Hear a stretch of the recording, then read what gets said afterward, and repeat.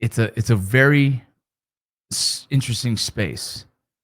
And we're in a very interesting time. We're like, let's be honest, we're in a very interesting time that a lot of people are looking for leadership, right? People are thirsty for guidance, and the people that usually take charge in those times, it's not someone who has this massive amount of experience in life, right? I have so many buddies from the military that are like, I call them, right? I call them like, dude, like, you know what I mean? Because those guys are the wealth of knowledge, right? To me, the wealth of knowledge is valuable. I want to know from your experiences and how did you do this?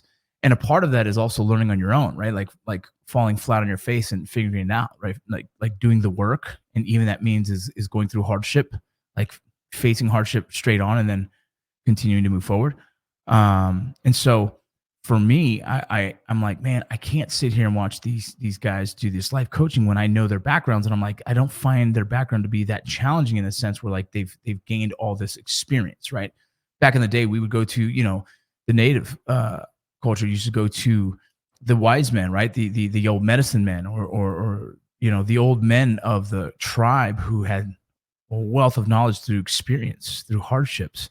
It wasn't long ago when our grandfathers were the ones who mentored us and taught us how to be a man, or explained to us, how to grow up with morals and values and dignity, right? And in recent years, fathers, right? Fathers taken up that position. My father worked a ton, but when he wasn't working, he wasn't necessarily this mentor, right? My dad wasn't the guy that would sit there and talk with me. My dad mentored by example, right? What he did daily was enough for me to watch and be like, man, this dude works his butt off for the family. And so, soaking all that in, right? Soaking all that information in and saying, well, what for my kids, I'm more of a mentor. As much as I work hard, I'm also there trying to engage with them and communicate that, and as well as like teach them that. So, like, for example, my 13-year-old son, right? School, girls, life, all that. We're doing trick or treating last night, and one of the girls from the school goes, "Hey, Holden," and his initial reaction was like, and that wasn't out of anything other than embarrassment, right? Teenage embarrassment, like, oh crap, this girl just kind of did the "Hey, Holden" thing in front of my parents, which is kind of awkward. And so he made this awkward face, and I stopped him. I said, "Hey, do me a favor, don't do that. Go say hi back. Do it appropriately. Don't be awkward. Don't be weird. Don't be uncomfortable. It's natural. She's allowed to say hi to you in front of your parents, and it's not a weird thing." But for a young teenage boy who's kind of coming of age, who's starting to go through the whole cycle of becoming a man and understanding women and communicating back and forth, it was an uncomfortable moment for him. And so later we talked about it, and it wasn't even I was mad. I was just like, "Hey, bro, first of all, we didn't raise you to be a rude person, so like that awkwardness came off as a little bit of rude. So I apologized to the girls with him right there. I said, "Hey, ladies, I apologize. He's being a little silly right now. Hold it, please say hi correctly, right?" And so in that conversation later on, I was like, "Hey, dude, it's all good, man. It's all good to say hi to them. It's all good. They're gonna say hi to you, but the awkwardness that you showed made them a little uncomfortable. Like, oh, is that weird?" And it wasn't weird. It was a normal dialogue of like, "Hey, Holden, how you doing?" And I wanted him to receive that message and go right back and say, "Good, how you doing? Well, be safe out there." Whatever the case, right? Just be a gentleman about it. And so my father wouldn't have had that conversation. I don't know if it was just a whole different world, right? The way he was raised by his dad wasn't a mentor either. So my dad was a leader by example, and I try to be a leader by example, but as well as I try to be a leader with experience. And so I kind of came into like, bro, it's all good. And so trying to continue on with my kids like that, but I also, me and my wife, another example, my son, my 2-year-old swallowed a bead, right? Like, oh crap, right? And then it was like 6 months prior. Some lady told us a story about a kid who swallowed a penny and had to get surgery. 6 months later, it got stuck in his intestines. Like, I was like, oh my God. So we were like, now we're terrified. We have this message in our head of a kid swallowing a penny, and like now forever, I'm like, keep change away, put it high, get it away. And then last night, during the whole chaos of Halloween, my little baby son, one of the kids got a paddle at school, like a paddle and ball, and the end of it was a bead. I don't know why the knuckle I put it in his dang mouth, and boom, it shot right down his throat. And he goes, "Papa, I ate it." And I was like, no. I was like, "No, dude, like literally, what happened to it?" He goes, "I ate it." And I was like, damn, right? And so panic sets in for a second, and then I start thinking like, okay, it's not metal, it was plastic. should go right through the digestive tract, whatever. He should be pooping this thing out, right? But mom remembers the story we heard 6 months ago, and mom gets a little nervous, and she's like, "How are you so calm about it?" I was like, "Well, I don't know if I'm calm. I'm just kind of like." I started Googling, right? I said Googling, and all the answers on there. So like, don't worry about it, it's going to pass. But the way mom handled that was a little more panic, and the fact that I was so calm about it kind of bothered her, and it's like that became like a communication moment. Like, hey, if you're uncomfortable, if you're nervous, let's go. Like, I support you on however you feel. Um, we can go to the hospital. We can do the X-ray. We can go do this long journey of spending hours at a hospital and then saying like, oh, don't even worry about it. He's gonna pass it. But if that's what you needed to be calm and comfortable about it, it's all good. And so like there's things that I deal with daily that I've managed and understand, and I try and have good communication with. And when I jack it up, dude, like I learn from that too. And so this whole story, I know, glad he didn't choke, right? Oh God. Um, this whole story is interesting, right? And so my goal in trying to set up this kind of like coaching program, it's not even coaching program, I hate that word, mentorship, is like be able to hopefully mentor others through my life experiences and kind of give different perspectives that might help people, one, get over those blocks, like I said, and two, find happiness or comfort in their lives. And so I don't know, that's just my thoughts. Information I use. Da, da, da, da. Yeah, I know. Like I Googled it so many times. I had the answer that he's gonna pass it. So I was like, all right, cool. But yeah, it's a little scary. Whatever. Yeah, so be looking out for that. I think probably in 2 weeks I'll have it up and running. I gotta write a few things and kind of explain what's going on. But yeah, so you guys have a husband that might interested in it, a son that might be interested in it. Um, it's gonna kind of like I'm still kind of figuring out how exactly I want to establish this, but like I said, it won't be expensive. Something like $20 a month, and that's enough for you to say, "Hey, I'm committed. I'm paying $20 a month. I don't want to just let that go to waste." And then you show up to the meetings, and we talk, and we hash out some things. And there's a text message thing I'm getting set up. There's an email thing I'm getting set up. There's my book that kind of is kind of like a guiding example of some of the stuff that I've learned throughout my life and how I've been able to kind of pull the perspective out of that and be like, okay, shift gears here. And yeah, man, I think it's pretty important. Like, so we were talking the other day about veterans and suicide and people focusing too much on that concept, and then stripping that back further all the way down to the foundation of like, well, why do people choose those decisions? I think this is like life. Why do we all choose what we do? Like, what's the root of all of it, right? Like people drinking, like, oh, I just drink because it makes me feel good, right? I drink because it's fun. Well, the root of it, like we got to go down to the root of all of that, right? And say why, like why. And so that to me is like the important thing is really getting down to the why you do things. Like why don't you go to the gym more often, or why aren't you involved more in your kids' lives, or why is your relationship not doing so well, right? And getting down to the root of all of those answers, I think is going to be very revealing. And that's in that sense is once we know and we actually can accept that we are kind of at the forefront of our bad decisions as well as our good ones, then we can start adjusting fire and finding ways of getting success. I got some posture up, and my posture's bad. It's hurting my back. I gotta get a better chair. Ugh. And so like that, like so when I was talking about writing, excuse me, about drinking, people always like, oh, it just makes you feel good or it gets rid of the stress. It actually doesn't, but that's what it makes you feel like. That's the drug of it.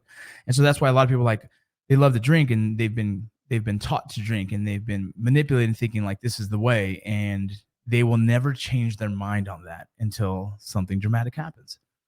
And I would love for people to sit back and be like, maybe I'm wrong. And the answer of like anything you do in life and says this is how it's always been done, it's probably the wrong answer, right? And there's probably some dissecting that needs to happen there.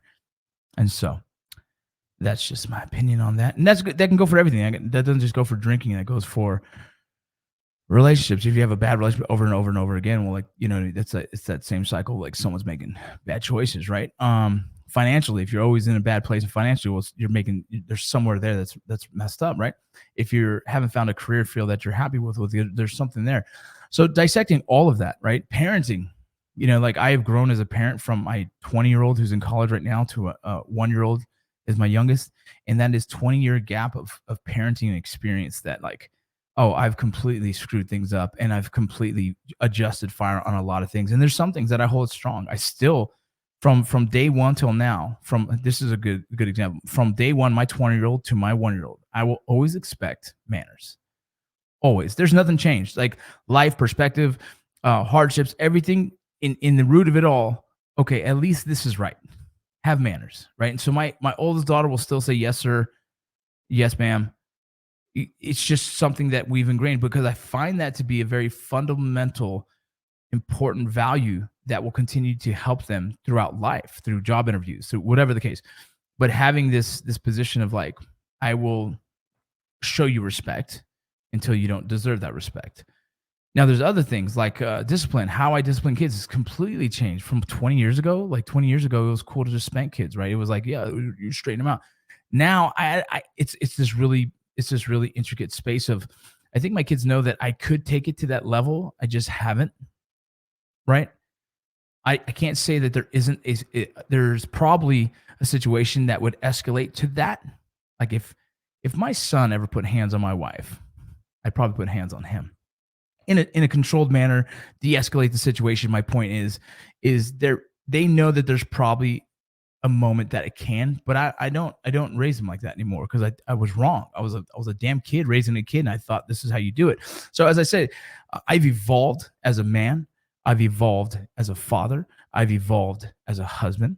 I've evolved as a veteran. Right. I've evolved as a human in this world that we are all trying to live and understand this human experience. And when I say that is like, I spoke to a group of 13-year-olds, 12, 13, 14-year-olds at a junior high school thing. And I said to them something, and it was the biggest thing that resonated with them more than anything was that we're all human. I think it was, they tripped out. They kind of looked at me like, oh, I saw their eyes all light up. I was like, I said, we are all going through the human experience together. Whether you like it or not, we all wake up and we have to experience what we have in front of us. And what they were probably too young to acknowledge, and what I have grown to realize, is that everyone has their own issues. Everyone is fighting their own battle daily, whether it be families getting a divorce, whether it be the family struggling financially, whether it be an addict in the family that everyone has to deal with, whether it be their own insecurities, whether it be their own struggles with their own sexuality, whether it be struggles with trying to conform or fit in with a group, whatever that battle is, everyone, everyone has a battle they're fighting. I don't care who you are, every day. I know what my battle is daily. I know what my wife's battle is probably daily. And she might have a battle that I don't know that she's not comfortable telling me yet, right? Like, or my kids or my parents, right? Everyone is fighting something. And it could be internal. It could be completely internal. It could be depression. It could be post-traumatic stress. It could be insecurities, right? I battle a lot of insecurities. You probably wouldn't know it, but I deal with a ton of insecurities in my head. A lot of things. At the same time, so is the person to the left and the right of me. And so I told him that. I told these guys, I said, like, trust me, everyone in this class is going through something. They're not necessarily going to tell you, but I promise you they're going through something. And which makes that relatable. That makes something like we're all connected. We're all connected by this life experience, right? This human experience of existence. We are connected. We're going through shit. And that one thing I would say is make sure you're treating people with kindness. Treat them good, because you don't know what the battle they're dealing with, right? You don't know that fight that they're having within themselves, within their world, right? It's like bullies come to school to bully younger kids because most likely they're being bullied at home. And it's the only way they project that negativity into someone else, right? They just don't feel good about life for whatever reason. And some kids just need to be disciplined, right? And so it's this really interesting thing. I always tell my son, don't understand that the bully didn't learn that by himself. The bully learned that from somewhere. Most likely it's his upbringing. And most likely his upbringing is not so solid. So he's coming here and projecting a lot of that negativity onto you. You either have to handle that on your own. If they ever engage on you, you take care of that. Or if they're trying to engage on someone weaker than that's a friend of you, then you step up, right? But at some point, they will be dealt with it as well. Whatever we hold in here, whatever we manifest in here, whatever we keep, hurt people. I love that saying. That saying like trips me out, right?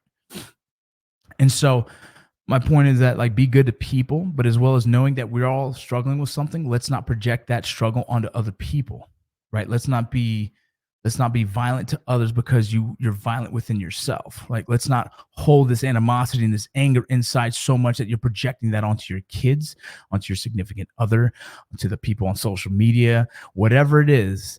There's a lot of pain in a lot of us, and we need to learn how to manage that pain and find healing for that pain. What any kind of wellness you can think of, whether it's the gym, yoga, I don't give a damn. Sam's get the peanut butter jelly and jam, man. You find a way to subside a lot of that pain through healing so that we're not turning around and projecting that onto others. And so that's exactly what we were telling these kids. And I hope that some of them took this messages and learned something from that. I hope you guys were able to learn something from that. But again, like I said, in a few weeks, I'll be opening up a mentorship group. Uh, Obviously, there's going to be a cost to it, but it's going to be. I couldn't bring it upon myself to charge what all these other dudes charge. One, because I don't feel right by that. But two, I had to put a price tag on it because if I didn't, my time is valuable. My family's time is valuable, and I couldn't. I felt like I would be doing them a disservice by saying my time is free because anytime I take away from them, it's not fair, right? I need to be compensated somehow, and so I'm going to be doing it like the cheapest I possibly could that I felt was fair for everyone involved. Because most of the people that are probably going to need the mentorship don't have an extra $200 a month to just drop on dudes, right? Don't have an extra $300 a month to just spend on someone to help them figure out their answers. And the truth is, the answers are out there, man. If you just want someone to help you find that, I mean, shit, I'm down.